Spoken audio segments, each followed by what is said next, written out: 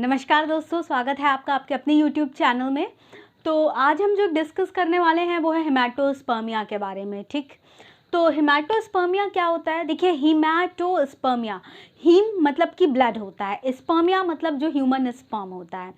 तो हेमाटोस्पर्मिया मतलब स्पर्म में ब्लड का आना। ठीक है, तो ये भी एक बहुत ही सीरियस कंडीशन है जो लगभग कई लोगों में कॉमन सी हो गई है, पाई ही जाती है। लोगों को कई बार तो पता भी नहीं चलता है, लेकिन इसके डायग्नोसिस होती है फिर बाद में। तो आज हम लोग इस बीमारी के रूट कॉज के बारे में देखेंगे, कारण क्या होते हैं, कैसे होते हैं, क्या क्या पार्ट है, क्या चीज़ है जो अफेक्टेड होती है, इसके ट्रीटमेंट्स क्या क्या हैं भी या नहीं भी हैं।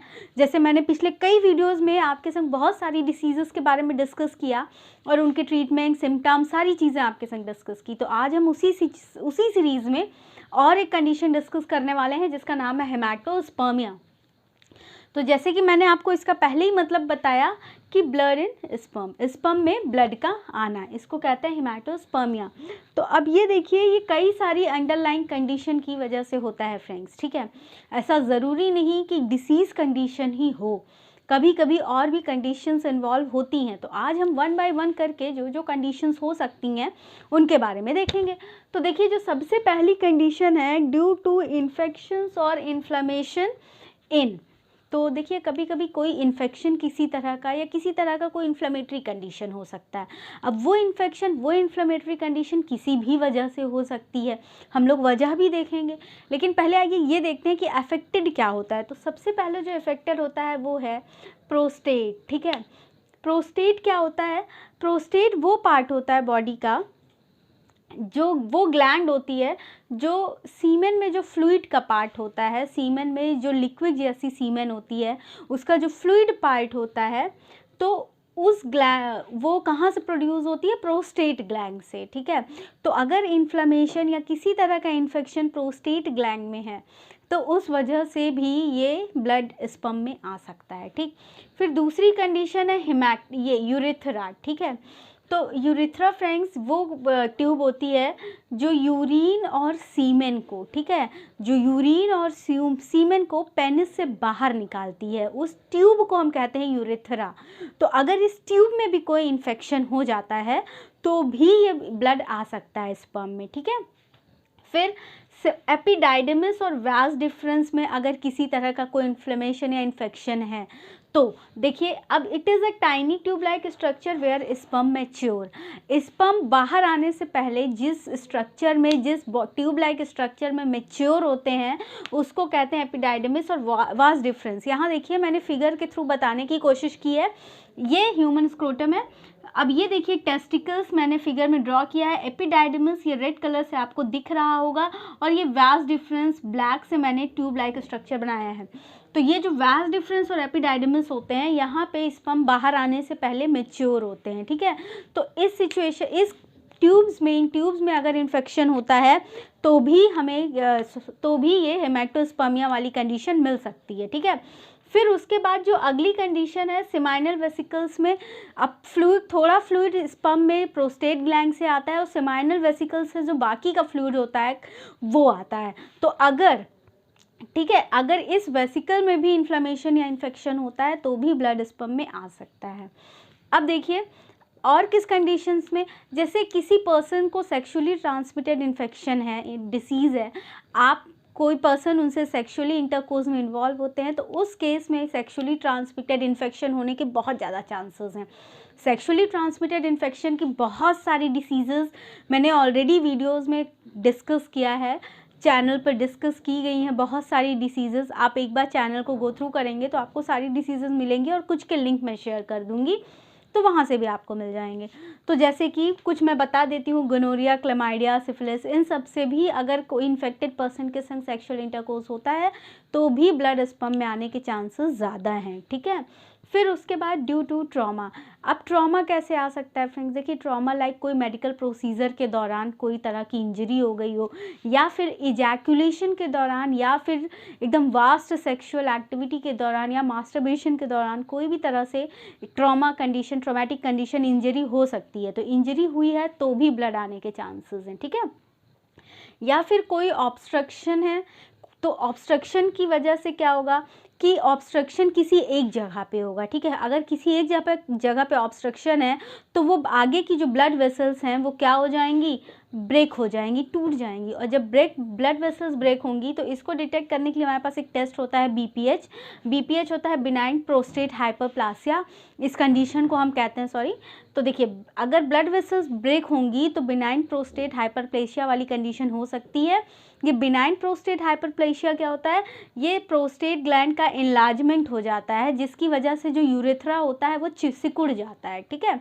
प्रोस्टेट ग्लैंड जब बड़ी हो जाती है तो यूरेथ्रा पे ज़्यादा प्रेशर पड़ता है, तो जब यूरेथ्रा पे ज़्यादा प्रेशर पड़ेगा तो ब्लड बाहर आ सकता है यूरिन में, ठीक है।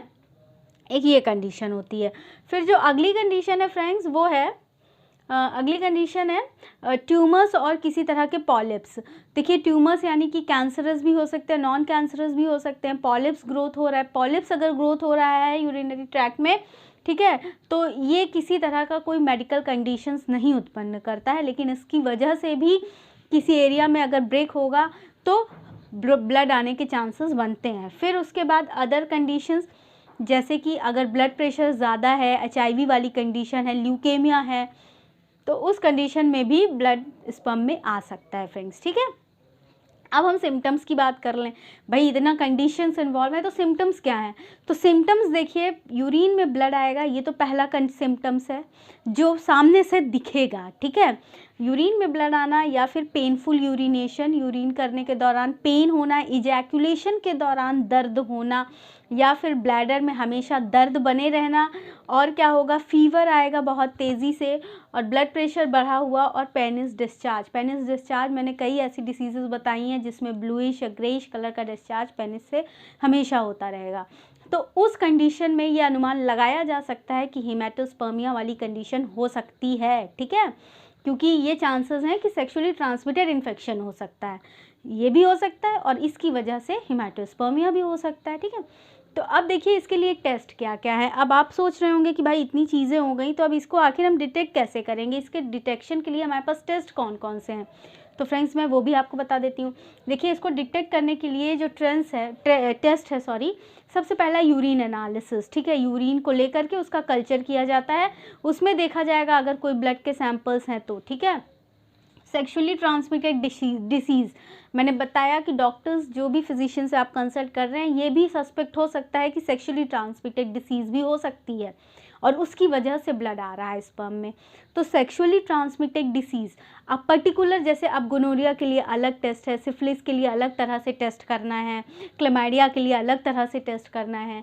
तो पर्टिकुलर डिसीज़ के जो भी सस्पेक्ट हैं तो किसी भी सेक्सुअली ट्रांसमिटेड डिसीज़ के लिए टेस्ट करवाना पड़ेगा, और जिस सेक्सुअली ट्रांसमिटेड डिसीज़ की वजह से ये स्पर्म आ रहा है उस डिसीज़ को पहले ट्रीट करना होगा, ठीक है। ये भी हम आगे देखेंगे।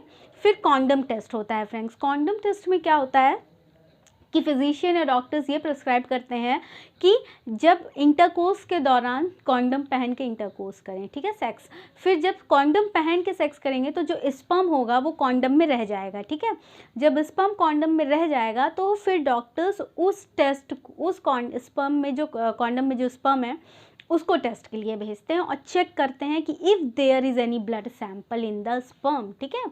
कॉन्डम में जब स्पर्म रह गया तो उसको फर्दर टेस्ट के लिए भेजा जाएगा कि जो स्पर्म रह गया है उसमें कोई ब्लड सैंपल, ब्लड सेल्स मिल रही हैं क्या, तो ये डिक्लेयर किया जाएगा कि हेमेटोस्पर्मिया वाली कंडीशन है, ठीक है। फिर PSA टेस्ट है हमारे पास। This is the test for prostate cancer by measuring prostate specific antigen in blood, ठीक है। तो मैंने बताया ना ट्यूमर्स या किसी तरह का कुछ भी, आप ये भी एक कॉज हो सकता है हेमेटोस्पर्मिया का। तो prostate specific antigen PSA test के लिए भेजा जाएगा और ब्लड में चेक किया जाएगा कि कोई प्रोस्टेट स्पेसिफिक एंटीजन प्रेजेंट है क्या, क्योंकि अगर वो प्रेजेंट है तो इस मीन्स प्रोस्टेट कैंसर के चांसेस हैं, ठीक है, और उनकी वजह से हेमेटोस्पर्मिया हो रहा है। फिर अगला ऑप्शन है सिस्टोस्कोपी और अल्ट्रासाउंड। सिस्टोस्कोपी यानी कि किसी तरह की ट्यूमर या पॉलिप से रेगुलर ग्रोथ को चेक करने के लिए सिस्टोस्कोपी की जाएगी, ट्यूब इंसर्ट करके चेक किया जाएगा। और एक ऑप्शन क्या है, अल्ट्रासाउंड वगैरह करा लें, CT स्कैन, MRI, ये सारी चीज़ें हो सकती हैं, ठीक है। फिर उसके बाद हम ट्रीटमेंट की बात कर लेते हैं फ्रेंड्स। तो ट्रीटमेंट जो है अंडरलाइन कंडीशन को ट्रीट करने के लिए, इन्फेक्शन या किसी तरह के इन्फ्लेमेशन को ट्रीट करने के लिए एंटीबायोटिक्स देंगे, ठीक है। और एंटी इन्फ्लामेटरी मेडिसिन भी दी जा सकती हैं, इन्फ्लेमेशन है भाई तो सही करने के लिए। और फ्रेंड्स अगर ये किसी प्रोसीजर की वजह से है, सपोज़ किसी ने अल्ट्रासिस्टोस्कोपी करवाई है या कुछ भी करवाया है, कोई मेडिकल प्रोसीजर करवाया है, माइन्यूट सब मेजर माइनर सा ऑपरेशन हुआ है, सर्जरी हुई है, उसकी वजह से ये है, तो ये कुछ हफ्तों में अपने आप ठीक हो जाएगा, क्योंकि सर्जरी हुई है तो मतलब वो एरिया फ्रेश है, तो वहाँ से ब्लड डिस्चार्ज हो रहा है, उसकी वजह से हो रहा है, तो वो जैसे जैसे घाव भरेगा वैसे वैसे ब्लड कम हो जाएगा या ख़त्म हो जाएगा, तो ये कुछ हफ्तों में अपने आप ठीक हो जाती है, ठीक है। फिर हमारे पास एक चीज़ है, देखिए, और मैंने आपको क्या बताया, अगर किसी सेक्सुअली ट्रांसमिटेड डिसीज़ की वजह से, सपोज गोनोरिया, सिफिलिस, सबके अपने अलग अलग ट्रीटमेंट है, जो मैंने कई वीडियोस में बताए हैं, ठीक है। तो सबके अपने अलग अलग ट्रीटमेंट हैं फ्रेंड्स। तो अगर ये किसी मेडिकल सेक्सुअली ट्रांसमिटेड डिसीज़ की वजह से है, तो पहले उस डिसीज़ को ट्रीट करना पड़ेगा, और वो डिसीज़ का पता टेस्ट के थ्रू होगा, ठीक है। उस डिसीज़ को ट्रीट करना पड़ेगा, फिर देखना होगा कि क्या अब स्पर्म में ब्लड का काउंट कम हो रहा है या ख़त्म हुआ या नहीं हुआ, ठीक है। यानी कि पहले अंडरलाइन कंडीशन को ट्रीट करना होगा।